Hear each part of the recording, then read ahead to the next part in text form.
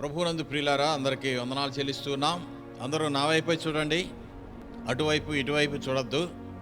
ఎందుకంటే దేవుని వాక్యం వినేటప్పుడు వాక్యం చెప్పేవారి వైపే చూడాలి. ప్రభువు కూడా పరలోకం నుండి ఆయన మన వైపే చూస్తున్నాడట. ఎప్పుడు చూస్తున్నాడు, ఎలా చూస్తున్నాడు, ఎందుకు చూస్తున్నాడు అనే విషయాలు వాక్యంలో చాలా వ్రాయబడి ఉన్నాయి.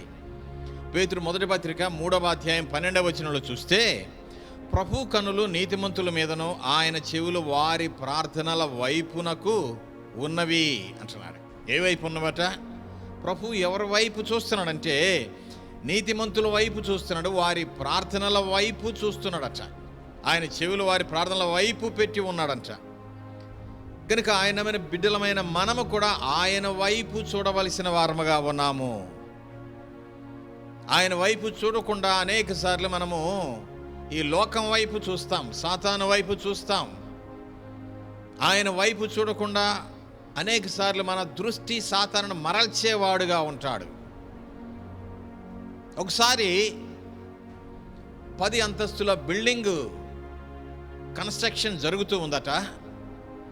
క్రింద పనివారు ఉన్నారు, 10 అంతస్తుల పైన సూపర్వైజర్ ఉన్నాడట. ఈ క్రిందున్న పనివానికి ఒక పని చెప్పడానికి, మరొక పని అప్పగించడం కొరకు పైనున్న ఆ యొక్క సూపర్వైజరు క్రిందున్న పనివాడిని పిలుస్తూ ఉన్నాడట. పిలుస్తూ ఉంటే ఈ పనివాడు చూడడం లేదు ఆయన వైపు. ఇప్పట్లాగా అప్పుడు ఆ రోజుల్లో ఫోనులు లేవు కదా, అందువల్ల ఎంత పిలుస్తున్నా ఆయన వైపు చూడటం లేదట. మరి వినబడి చూడటం లేదా, వినబడక చూడటం లేదా? పైన సూపర్వైజరు పిలుస్తూ ఉన్నాడు, చూడడం లేదు కదని ఒక 50 రూపాయల కాగితం వేసాడంట కరెక్ట్గా ఆయన మీదకి. ఆ 50 రూపాయల కాగితం తీసుకొని చక్కగా చూసుకొని జేబులో పెట్టుకున్నాడు, హ్యాపీ ఫీల్ అయిపోయాడు. పైకి చూడడం వల్ల మరలా ఎలా వచ్చింది 50 అని మరలా ఆయన 100 రూపాయల కాగితం వేసాడట. 100 రూపాయలు వేస్తే దాన్ని కూడా తీసుకొని సంతోషంగా చూసి హ్యాపీగా జేబులో పెట్టుకున్నాడు. అరే ఏంటి, నేను 2 సార్లు పైనుండి పిలిచినా వినలేదు, అంటే ఈ డబ్బులు వేసినా చూడలేదు, వినడం లేదు ఏంటి అని మరలా 500 రూపాయల కాగితం వేసాడట. అయినా దాన్ని కూడా తీసుకొని సంతోషంగా జేబులో పెట్టుకున్నాడంట, కానీ పైకి చూడడం లేదంట. అప్పుడు ఈ సూపర్వైజర్కి ఏం చేయాలో అర్థం కాక అక్కడ పైన ఒక చిన్న రాయి తీసుకొని ఆ రాయి కరెక్ట్గా ఆయన మీదకి వేసాడట.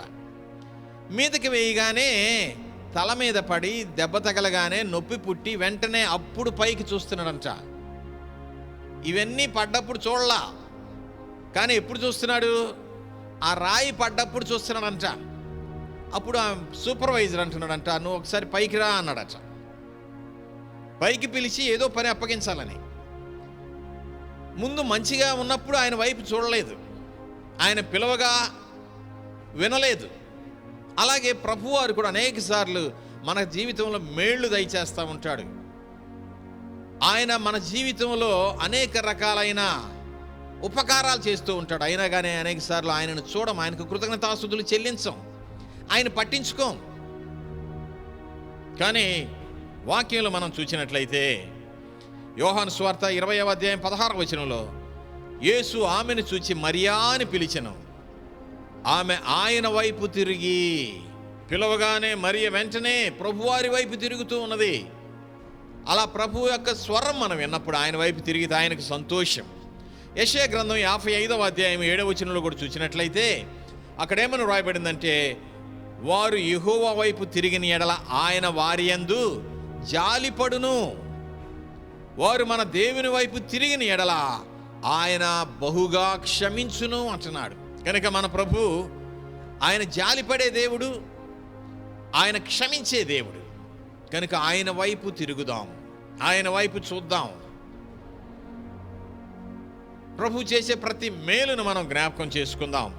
ద్వితీయోపదేశకాండం 30వ అధ్యాయం 10వ వచనంలో చూసినట్లయితే, ద్వితీయోపదేశకాండం 30వ అధ్యాయం 10వ వచనం, ఈ ధర్మశాస్త్ర గ్రంథమందు వ్రాయబడిన ఆయన ఆజ్ఞలను కట్టడలను నీవు గైకొని నీ దేవుడైన యెహోవా మాట విని నీ పూర్ణ హృదయముతోనూ నీ పూర్ణాత్మతోనూ నీ దేవుడైన యెహోవా వైపు మళ్ళు కొనిన ఎడల యెహోవా నీ పితరుల యందు ఆనందించినట్లుగా నీకు మేలు చేయుటకై నీ యందు ఆనందించి నీ వైపు మళ్ళును, నీవు ఆయన వైపు మళ్ళినట్లయితే ఆయన నీ వైపు మళ్ళేవాడుగా ఉన్నాడు. నీ యందు ఆయన ఆనందించే దేవుడుగా ఉన్నాడు. నీవు ఆయన వైపు మళ్ళితే జాలిపడే దేవుడు, క్షమించే దేవుడు, నీ యందు ఆనందించే దేవుడుగా ఉన్నాడు. నీకు మేలు చేసే దేవుడుగా ఉన్నాడు. కనుకనే మనం ఆయన వైపు చూద్దాం. యోహాను సువార్త 1వ అధ్యాయం 36వ వచనంలో ఏమనుందంటే, అతడు నడుచుచున్న యేసు వైపు చూచి ఇదిగో దేవుని గొర్రె పిల్ల అని చెప్పాను. నడుచుచున్న యేసు వైపు చూచి ఇదిగో దేవుని గొర్రె పిల్ల. మన ప్రభువైన యేసుక్రీస్తు వారు గొర్రె పిల్లగా ఆయన సిలువలో మన కొరకు వేలాడిన వాడుగా ఉన్నాడు. ఆయన వైపు చూడండి. ఇంకా రక్షణ పొందలేదా? నిన్ను ప్రేమించి ఈ లోకానికి దిగివచ్చి నీ కొరకు కలువరిలో ప్రాణం పెట్టిన యేసు వైపు ఒకసారి చూడు. ప్రభు నిన్ను రక్షిస్తాడు. ఎల్లప్పుడూ నీ వైపు చూస్తాడు. నీ బిడ్డగా చేసుకుంటాడు. నిన్ను దీవించి ఆశీర్వదించే దేవుడుగా ఉన్నాడు. అలాగున ప్రభు నిన్ను ప్రేమించి నీ వైపు ఆయన తిరిగి ఉన్నాడు. నీవు కూడా ఒకసారి ఆయన వైపు తిరుగు. లోతు భార్య లోకం వైపు తిరిగి ఉప్పు స్తంభం అయిపోయింది. కనుక మనం ఎల్లప్పుడూ మన యొక్క దృష్టి, మన ఆలోచన ప్రభు వైపే ఉండాలి. విశ్వాసమునకు కర్తయు దాన్ని కొనసాగించువాడనైన యేసు వైపు చూచుచు మనము ఈ యొక్క జీవితంలో ఆయననే వెంటాడదాం, ఆయన్నే వెంబడిద్దాం.